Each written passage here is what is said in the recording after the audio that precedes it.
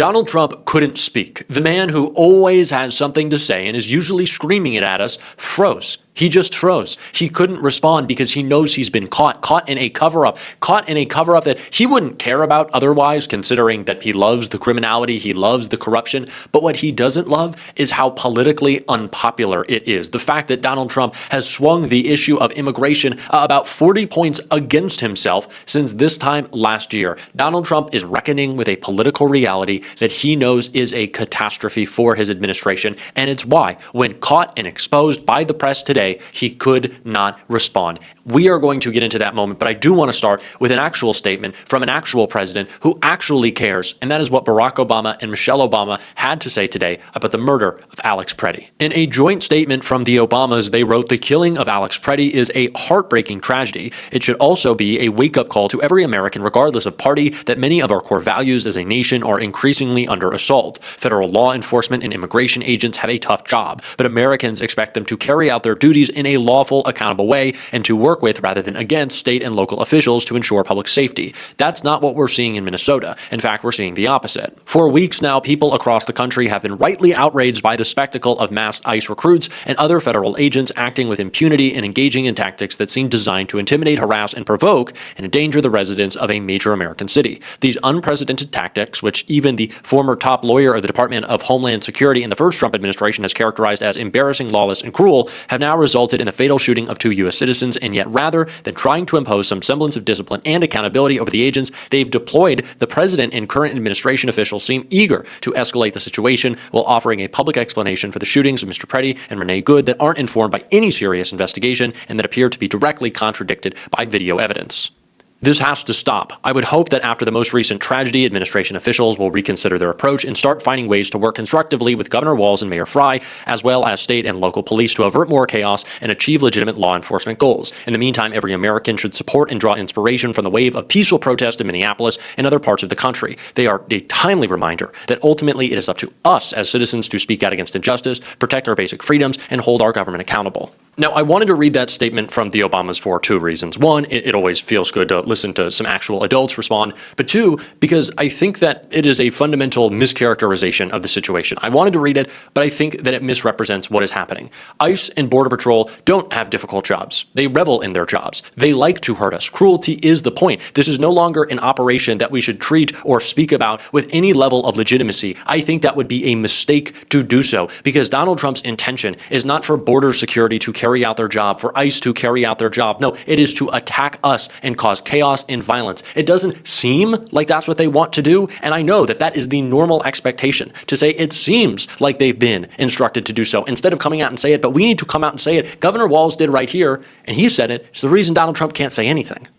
In that letter, they talked about, you need to hand people over who are in your jails. They're taking credit for people that we've had in jail for a long time. We always hand them over, and the commissioner very clearly. So they're lying. They're lying. This has nothing to do with fraud. As the Attorney General said, they're not sending us forensic accountants, and these are things that have been we're dealing with now and have been for quite some time. So look, it's not a serious attempt to get at this. The way to fix this is get these folks out of here. We've continued to work with them. They asked us for these numbers. We provided them. We continue to show they're not serious. And look, I think everybody understands what the last request was, totally unrelated to anything on the voter files. This is, again, as the Attorney General said, Donald Trump telling everybody that the election was rigged, who started all this nightmare for America, has nothing to do with it. And I would just give a pro tip to the Attorney General. There's 2 million documents in the Epstein files we're still waiting on. Go ahead and work on those. Pam Bondi, likely at the request, absolutely at the request, let's be honest, totally at the request of Donald Trump, is demanding voter rolls in Minnesota. She wants voter rolls. We cannot be serious in thinking that this is any operation of legitimacy. That's not what is happening right now. It is an intimidation effort because Donald Trump wants to distract and he wants to steal the midterms. Full stop. And that's the only way we should talk about it. And it's the reason why Donald Trump can't talk about it, because he knows he's been caught. Trump dodges question on whether Border Patrol agent did right thing in Alex Preddy shooting. Admin is reviewing everything. Donald Trump declined to answer 2 times when a Wall Street Journal reporter asked him if Border Patrol agents who shot and killed Alex Preddy did the right thing during a brief phone interview on Sunday. The president said his administration was looking into the shooting before commenting further. We're reviewing everything, and we'll come out with a determination, Trump told the Journal. The report came out soon after President Trump called on Democratic leaders like Governor Tim Walz to work with federal immigration agents on the rapid removal of all criminal illegal aliens in our country. Trump shared a 4-point plan for Dem leaders to follow, saying it was critical they work with ICE and Border Patrol and not encourage left-wing agitators to unlawfully obstruct immigration raids. So at the same time as Donald Trump claims that he can't answer, that he doesn't know, that there needs to be an investigation, he is already painting, once again, with a broad stroke and a full mischaracterization on what's happening on the ground in Minneapolis. There are no paid agitators. Elon Musk is not handing out million-dollar checks to people to protest in Minnesota. That's not happening. And this idea that now Donald Trump has been caught, and we have seen every angle of the shooting of Alex Preddy and the horrifying photo of him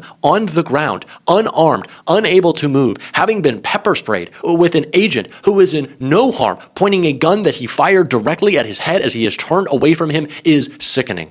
But Donald Trump and Kristi Noem and J.D. Vance and Stephen Miller, before there was an investigation, jumped to call him an agitator, a domestic terrorist. They called him an assassin, a danger to the community, a VA nurse, a danger to the community. So Donald Trump cannot fall back on, we are gathering information. We are looking deeper at the situation. We want to know what's going on. First of all, there will be no real investigation. Donald Trump and Kristi Noem will come up with whatever reason, whatever justification that suits and serves them best. That is what is going to happen.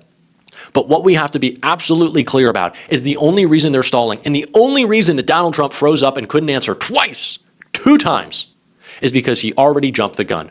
And he didn't expect us to have receipts. They thought that they could get away with kind of a blurred video and disputing the camera angle and saying, I don't really know, I'm not sure, it's difficult to tell. Did they strip him of his weapon? Did they not?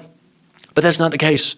Because of people on the ground in Minneapolis, because of brave protesters and journalists and citizen journalists, which we have all now become, people documenting the daily desecration of our communities by ICE. Those people are citizen journalists now. Whether you like it or not, if you have your phone out as these people are abusing us, you are doing an important job. And we should all be thankful that we have brave Americans willing to do so.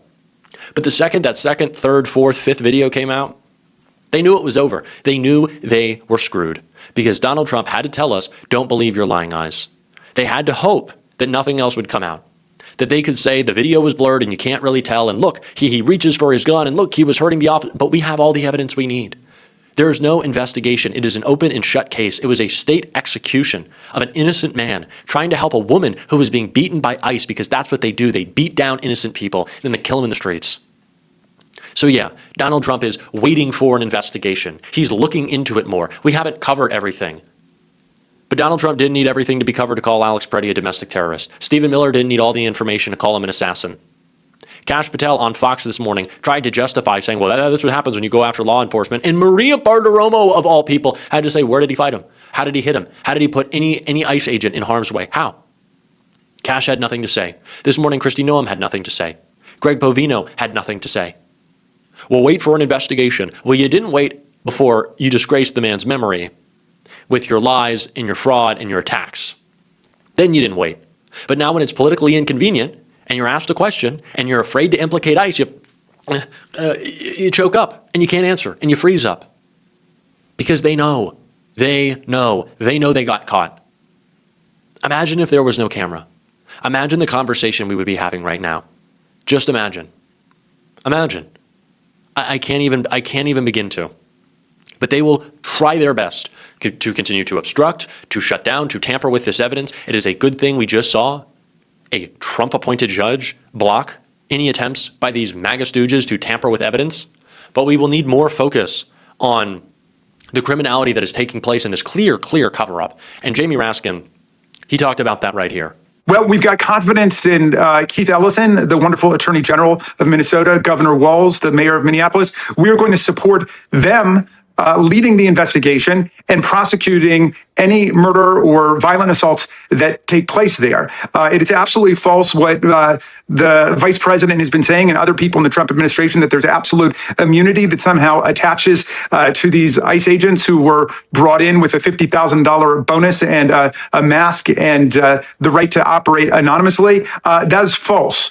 They have limited immunity, and it's limited to when they act within federal law and reasonably and appropriately in the context. And if they step outside of federal law and they act improperly, they can be prosecuted. So that word needs to go out. And I would also just like to say, as the ranking member on the House Judiciary Committee, when it comes to whistleblowers, on all of this stuff, we are all ears. We sent a letter recently demanding from the Department of Justice, demanding from Homeland Security information about all of the January 6th insurrectionists who have gone into ICE, who've gone into the Department of Justice. They've not turned it over yet, but we're certainly starting to hear from whistleblowers, and we encourage whistleblowers to come forward and tell the truth. If you read Alexei Navalny's book called Patriot, in his fight against tyranny and authoritarianism in Russia, he said the one thing that every democracy-loving citizen can do every day is to come forward and tell the truth. And that is the one thing that will lead to the crumbling and the erosion of authoritarianism. We have to continue to beat this drum because they will do their best to try to distract or move on or to tell us to not believe our lying eyes. But it is our responsibility to hold them to account. And we are going to be doing so on this show every single day. And if you want to support that, as always, you can hit that subscribe button, leave a like on this video. If you stuck around to the end, drop a blue heart in the comments. Keep on fighting, y'all. Don't let them silence you. And until next time, I'll see you soon.